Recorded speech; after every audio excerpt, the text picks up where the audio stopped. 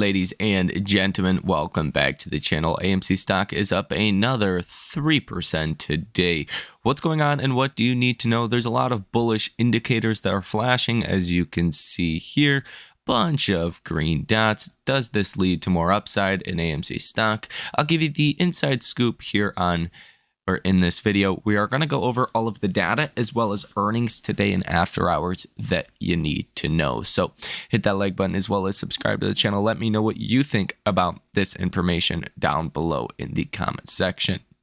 So first things first, as far as AMC specifically, we just had the RSI go from oversold to positive. Now, typically when that happens, that does lead to quite a rally. I'm actually surprised though, because AMC stock is not really moving much, right? The stock's at $4.05. You're up about 2.79% on the day. And the RSI went from, what was this, 23 to 37. And you've went from $3.58 to about $4.05 per share. It hasn't been that big of a move, but you have definitely seen the RSI move. The relative strength is starting to get a lot better in AMC. Now, you're also seeing some interesting things happening as far as the option activity in AMC stock. We'll get into that here in just a moment. But overall, I would say AMC is probably likely to continue higher from here, as long as we do not have a disaster coming on February 28th when AMC reports earnings. Now, whether or not AMC stock rises from here largely depends on Adam Aron and the management team, if they dilute shareholders, or if they go the route of, not diluting shareholders, giving us a commitment to not diluting shareholders. Those are the two biggest things that could end up happening that could affect AMC stock. But let's just take a moment of silence. Moment of silence here for ARM. Oh my gosh. ARM is up 54% today. Yesterday, ARM was a $77 stock. At the low of the day, it was a $72 stock. Today, ARM is a $120 stock. You are up 54% here on the day today. It's a bubble, okay? Like that scene in The Big Short where he's like, it's a bubble, call, whatever his name is. We need some swaps. I feel like this is that moment for AI, for semiconductor companies, anyone that's even related to AI in really any capacity or another, or semiconductor chip companies. That's insane. Okay. They did really good. They raised guidance, but 54%, I don't know. It's a little concerning for the broader markets because NVIDIA reports earnings in about 2 weeks from now. And they've ran up a lot too. It's going to be kind of insane because if NVIDIA were to, let's say, do a similar move as ARM, let's say 50%, which that seems unlikely, NVIDIA would almost be the most valuable company in the world, which is kind of crazy. It just shows how far NVIDIA has come. And if AI does start to give up now, at some point, down the line in the next couple of days or weeks, that could obviously be a big negative for the broader market. So that is something to also be watching and considering. Now, let's take a look here at the option activity for AMC stock. Partly one of the reasons why the RSI may be looking a little bit better now is you're potentially seeing some better inflows into AMC, especially in the options market. So today you have seen one order totaling $15,000 with a positive order value of 100%. You do have a June 21st $4 call. They bought these for $112 a piece, $1.12 a piece. So that's positive, right? Pretty short-term trade there. Over the past 2 days, so yesterday, you also had a January 16th, 2026 $12 call. They bought those for about $65 a piece. Those look like pretty attractive trades as well. I'm trying to not wake up the beast over there that's teething, so hopefully I'll try to let him sleep. But you do have volume today of about 82% to the call side, and volume today of about 18% to the put side. Open interest of 73.5%, open interest to the put side of 26.55%. So some pretty good numbers that you're actually seeing over here, which I think is great news as well. AMC short interest of free float continues to rise. You're now at 12.14%. This is even a considerable jump from yesterday's about 11.3%. So you're continuing to see the short interest climb in AMC. I don't think you care about this. I don't think, or I know I don't care about this.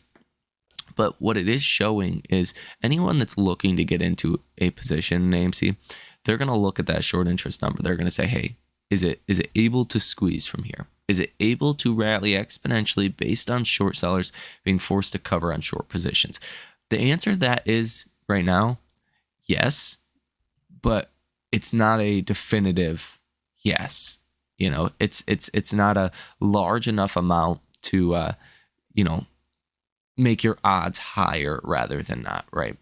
12%, decently high short interest, but I think that will continue to rise to about 20% here over just the next month or two. I made that prediction about a month ago when you went from 7% short interest now to 12%. I think that probably does continue higher from here. You do have $120 million worth of short positions currently in AMC stock. 1.65 days to cover, 30.4 million shares that are currently sold short. Shares out on loan, 34.84 million shares currently out on loan.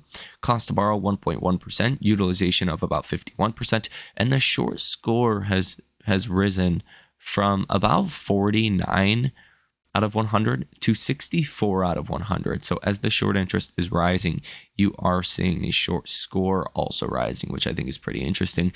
Now, you're not seeing funds jumping over themselves to take on short positions in AMC. Cost to borrow fees about 1% for your cost to borrow max, cost to borrow average 0.23%, and cost to borrow minimum of negative 0.2%. Why you're not seeing firms jumping over themselves to try to get into short positions in AMC is simply because AMC is so low. The stock's already beaten into the ground, so I mean, stock can only go to zero, right?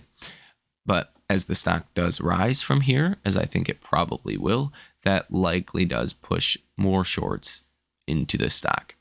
Now, here on the day today, as far as stock twits, you can see the sentiment is bearish, a lot better than yesterday's number. Yesterday, you were 0 out of 100, so extremely bearish. Today, you're 31 out of 100, so that's getting a little bit better here. Message volume is on the high side at 81. Yesterday, it was 99, but still 81 is extremely high. And the participation ratio is at 40. I'll tell you right now, it could be a lot lower. So I'll take this, even though it's technically low.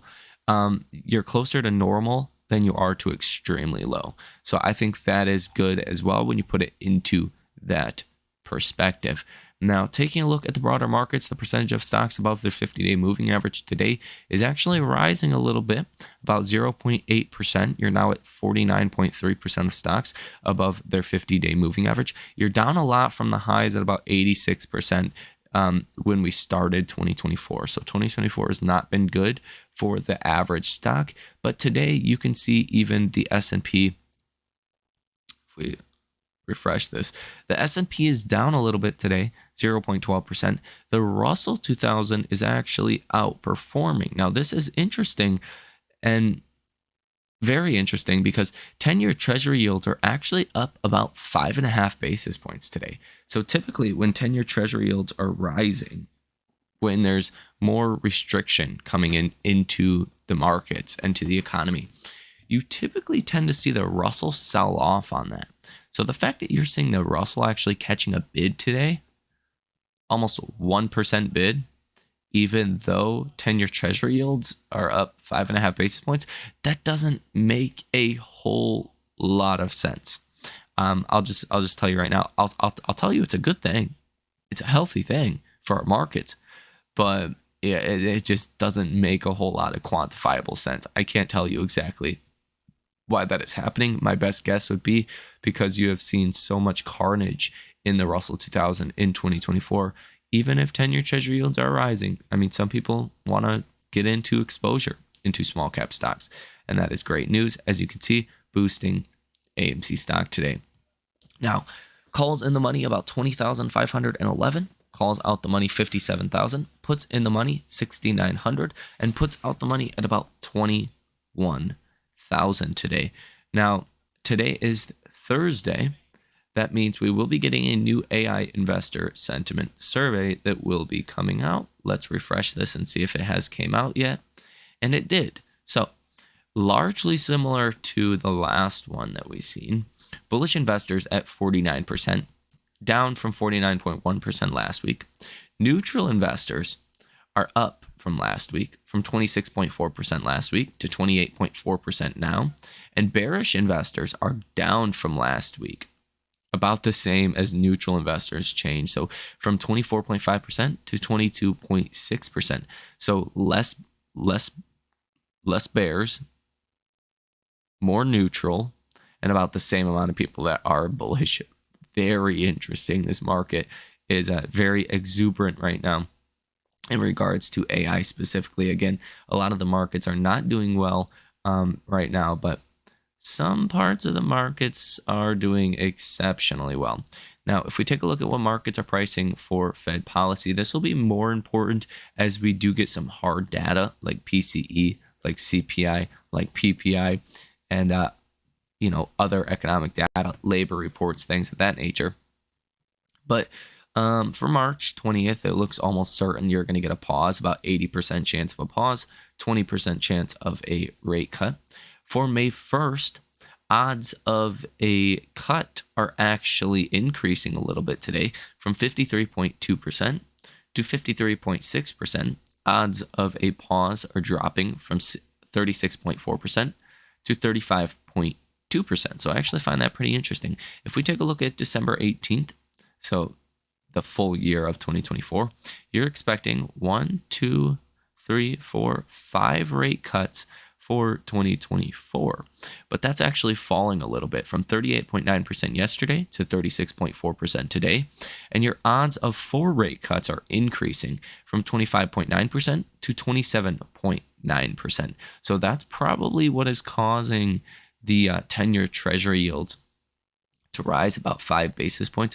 As those treasury yields rise, you're basically pricing out Fed policy in our markets. So if what I believe is true, we're only going to get 1 or 2 rate cuts in 2024. That's what I think at maximum right now. If the economy continues at this pace, if the labor market continues to be this strong, you're only going to get 1 or 2 rate cuts.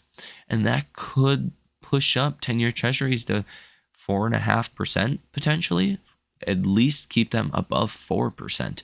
And I think that is a problem for small cap stocks. But after all, if the economy holds up, inflation's a little bit stubborn, federal fund rates stay, kind of where they are, but start to trend down, I think overall that's a good recipe for small and mid-cap stocks to outperform. Typically, when inflation is high, you tend to see small-cap stocks actually outperform as well. This time in history is very different, because if inflation is high, that means your real yield, if you're buying, let's say, Coca-Cola with a 3% dividend, inflation's 4%, you're technically losing money. At least that's the way Wall Street looks at it. You're technically losing about 1% due to inflation.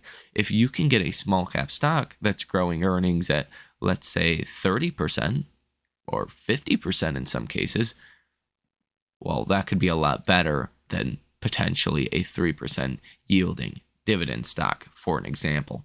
So let me know what you think about that down below in the comment section. Doesn't necessarily bode well specifically for AMC stock. We will have to wait and see. It looks like Nvidia is up about 0.5% today. ARM still up about 55.5%. PayPal was the big loser today on earnings, falling about 11.5%. Microsoft down 0.25%.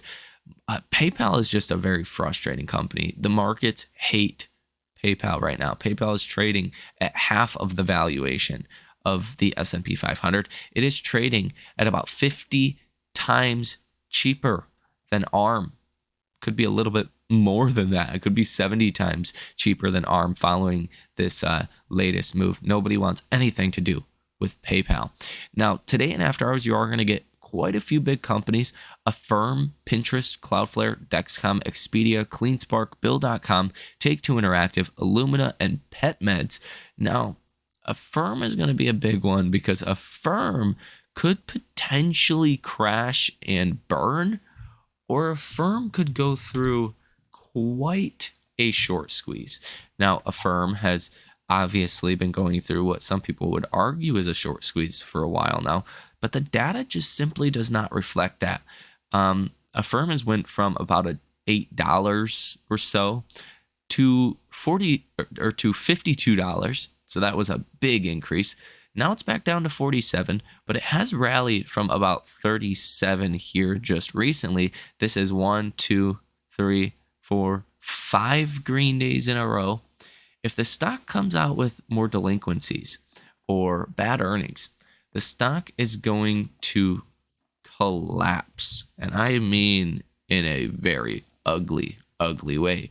If the company comes out and they beat expectations, there's no telling where this thing could go. That's the flip side to this. That's what makes this so interesting. You have 18% short interest.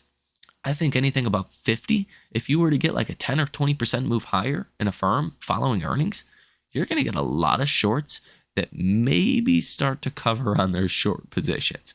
Now, some shorts have started to cover. Short interest has went from about 21% in mid-December, now to about 17%, and then, well, to about 17% in mid-January, now back up to about 18%. So pretty crazy here. According to Ortex, it does not look like you have a high probability of seeing a short squeeze with a short score of 50 out of 100.